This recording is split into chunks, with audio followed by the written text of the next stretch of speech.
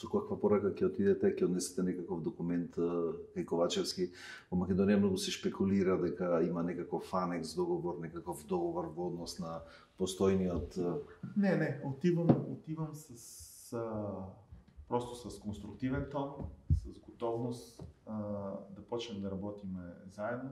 Нямам документ приготвен нещо, защото всичките тези документи нямат смисъл, ако не им дадем истинска мотивация, че трябва да свършим работата.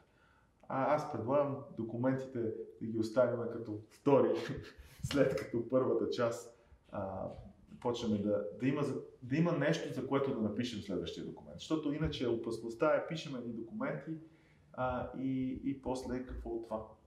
Така че тук задачката е да направим програма, да направим групите, да започнем диалога, да имаме чувството, че си имаме доверие, нали, че не е някаква, че от двете страни има добронамереност и да си поставим целите, които искаме да постигнем за максимално кратък период.